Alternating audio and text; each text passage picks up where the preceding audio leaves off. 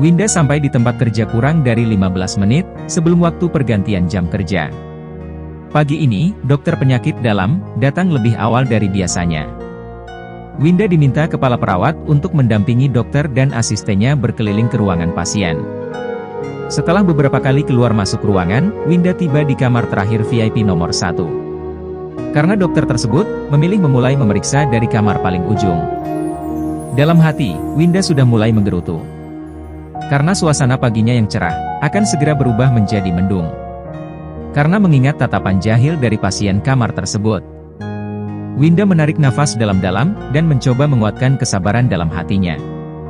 Semoga saja pasien jahil ini tidak mengganggunya lagi, dan tidak berbuat aneh-aneh di depan dokter ini, ucap Winda dalam hati. Semoga hariku akan baik-baik saja. Winda hanya bisa terus berharap. Selamat pagi Tuan Yahya, sapa asisten dokter kepada pasien kamar 1 VIP. Seketika Winda mengangkat kepala, dan pandangannya tertuju ke wajah orang yang sedang tidur di ranjang pasien. Alangkah terkejutnya Winda, rupanya ruangan itu telah tergantikan dengan pasien lain. Lega rasanya, sudah tidak ada lagi yang jahil padanya. Namun, di dalam lubuk hatinya yang terdalam, ada sedikit ruang kosong dengan perasaan yang aneh di sana. Perasaan macam apa ini? Jangan macam-macam deh. Winda mengutuki pikirannya sendiri yang mulai melenceng dari keinginannya. Winda segera menyadarkan diri, dia kembali menyimak dan mencatat setiap hasil pemeriksaan dokter. Begitu visit dokter selesai, Winda kembali melanjutkan tugasnya. Jam makan siang telah tiba. Winda memilih untuk makan di kantin saat giliran istirahatnya tiba. Bagi orang yang bekerja di dunia medis, sebenarnya tidak ada jam istirahat khusus. Mereka biasanya makan atau istirahat di sela waktu senggang mereka. Karena pekerjaan di dunia medis tidak menentu. Bisa saja, tiba-tiba banyak pasien dalam satu waktu. Entah itu karena terjadi kecelakaan massal, keracunan skala besar dan lain-lain. Winda sudah membuat janji makan bersama sahabatnya, yaitu Intan, dari bagian farmasi. Sahabatnya itu sudah duduk di salah satu meja kantin, dan sudah memesankan beberapa makanan. Karena waktu istirahat yang singkat bagi para perawat. "Hai, sudah lama?" tanya Winda. "Gak lah, baru 5 jam, hahaha," kata Intan membalas dengan canda. Sahabatnya itu memang suka bercanda. Jadi, Winda harus pintar menganalisa tentang kebenaran ucapan sahabatnya. "Ari mana? Kamu gak sekalian ajak dia?" tanya Intan. "Gak," jawab Winda asal. Intan sedikit mengangkat alisnya sambil melirik sahabatnya itu. Dia ingin bertanya lebih lanjut, tapi Winda terlihat kesal kepada Ari. Jadi dia mengurungkan niatnya. Dia lebih memilih menunggu Winda yang menceritakannya terlebih dahulu. Biasa, sensitifnya lagi kambuh. Winda terasa kalau sahabatnya itu penasaran. Ya, Winda memang terbuka dalam segala hal dengan Intan. Tuh kan, dia sudah cerita sendiri. Intan terkekeh dalam hati. Kemarin, aku membahas kegalauanku lagi.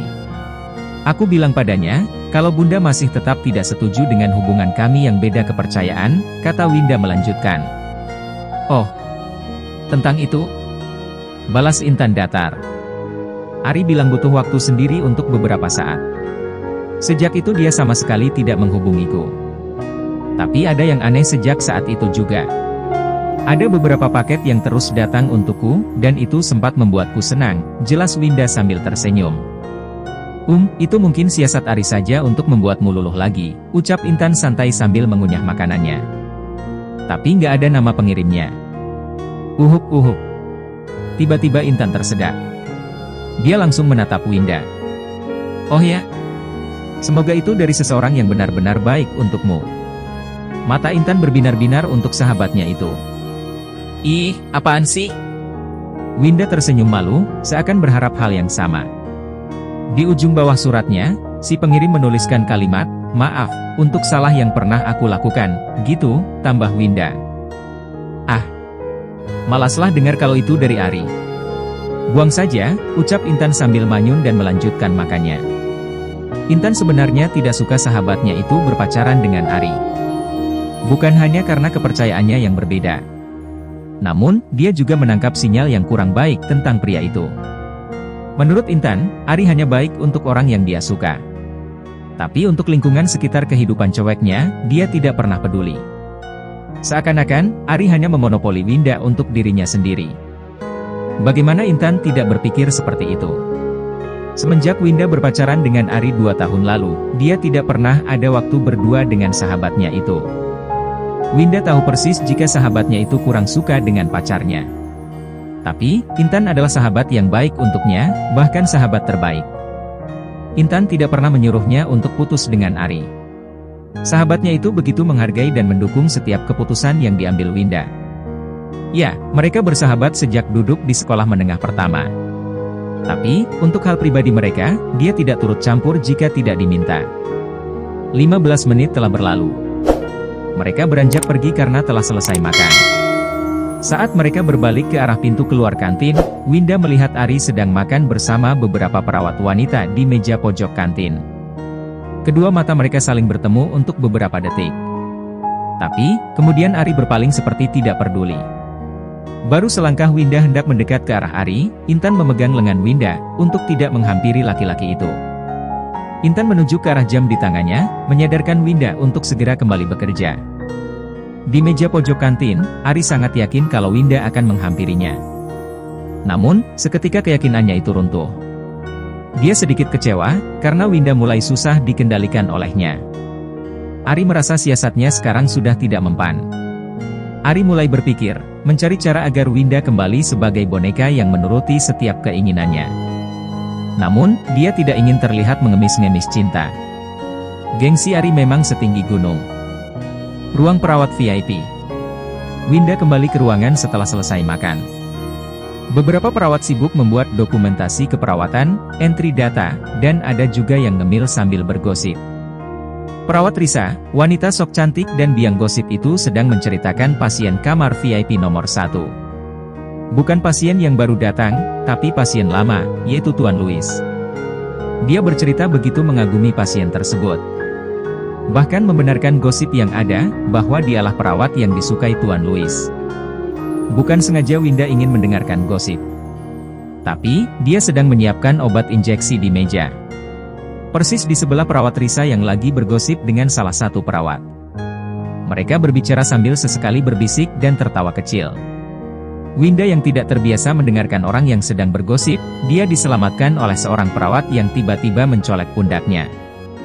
"Dah, kamu dipanggil kepala perawat tuh di ruangannya," kata salah seorang perawat. "Ya, aku akan ke sana." "Terima kasih," jawab Winda. Winda menuju ke ruang kepala perawat, dia mengetuk pintu dan memberi salam sebelum diizinkan masuk. Winda masuk setelah disuruh orang yang ada di dalam ruangan, dan mempersilakan untuk duduk. Dalam hati, Winda merasa was-was. Mencoba mengingat-ingat apa dia telah melakukan kesalahan. Kepala perawat terkenal sebagai orang yang berdisiplin tinggi, tegas, dan tidak suka dibantah. Tapi, aslinya baik hati. "Santai saja, tidak usah tegang," ucap kepala perawat mencairkan suasana. "Iya Bu," jawab Winda kaku. "Winda, saya memanggil kamu ke sini untuk menyampaikan sesuatu. Mulai besok, kamu tidak perlu datang ke bangsal VIP lagi," ucap kepala perawat dengan tegas. "Kenapa? Kenapa aku tidak boleh ke bangsal VIP lagi? Apa aku telah berbuat kesalahan? Astaga, tapi kesalahan apa yang telah aku perbuat?" pikir Winda dalam hati. Apakah ini ada hubungannya dengan pasien jahil itu? Batin Winda. Karena kepala perawat sengaja menggantung ucapannya.